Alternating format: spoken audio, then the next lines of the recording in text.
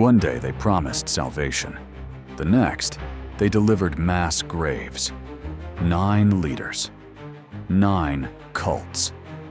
Every single case closed. This is how history's most dangerous cult leaders met their end. File number 1. Jim Jones. He started as a charismatic preacher promising racial equality and a better life for his followers.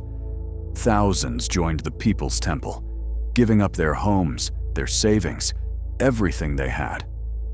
But behind the sermons was a man obsessed with control.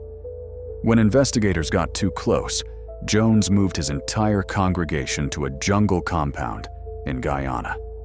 On November 18, 1978, he ordered over 900 of his own followers, including children, to drink cyanide-laced punch.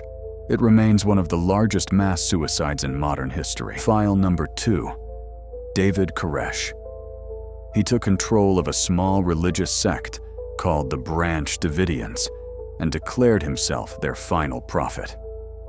He preached that the end of the world was near and that only he could guide his followers through it. In 1993, federal agents raided his compound in Waco, Texas, suspecting illegal weapons. What followed was a 51-day standoff watched by the entire country. It ended in a fire that killed Koresh and dozens of his followers, including children. File number 3.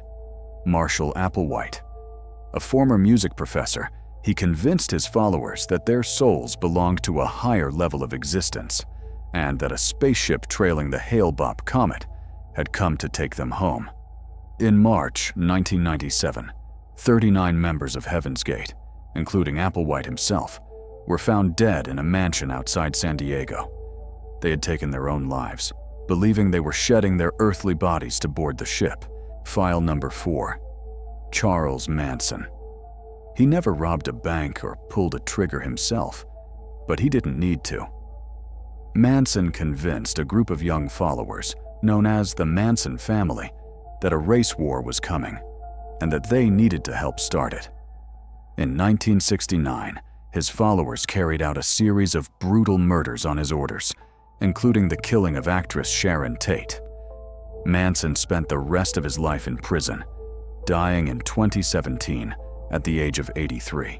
File number 5. Shoko Asahara.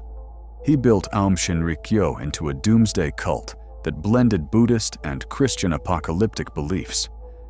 Asahara convinced his followers that a global catastrophe was coming and that they needed to strike first. In 1995, cult members released sarin nerve gas on the Tokyo subway during rush hour, killing 13 people and injuring thousands more. Asahara was captured, tried, and executed by hanging in 2018. File number 6. Warren Jeffs. As leader of a closed religious community, he held absolute control over thousands of followers, isolating them from the outside world. He was later convicted on multiple felony charges connected to his abuse of power within the community. In 2011, a Texas court sentenced him to life in prison plus 20 years, a sentence he is still serving today. File number 7. Keith Raniere. He marketed NXIVM as an elite self-help and executive coaching program, attracting doctors, actors, and even Hollywood royalty. But inside a secret inner circle, women were branded with his initials and coerced into a master-slave hierarchy built on blackmail and control. In 2019, Raniere was convicted of sex trafficking and racketeering. He is now serving a 120-year sentence in federal prison. File number 8. L. Ron Hubbard.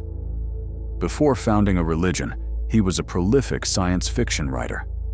In 1954, he introduced Dianetics and founded the Church of Scientology, blending self-help philosophy with claims of spiritual technology.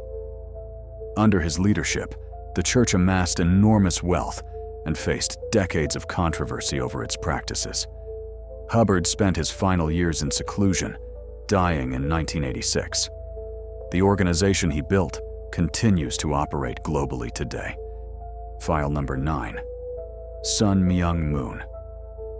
A self-proclaimed messiah from South Korea, he founded the Unification Church and built a global following that included media companies and international business ventures. Moon was famous for presiding over mass wedding ceremonies, marrying thousands of couples, many of whom had never met before the ceremony. He died naturally in 2012, leaving behind a religious and business empire worth billions.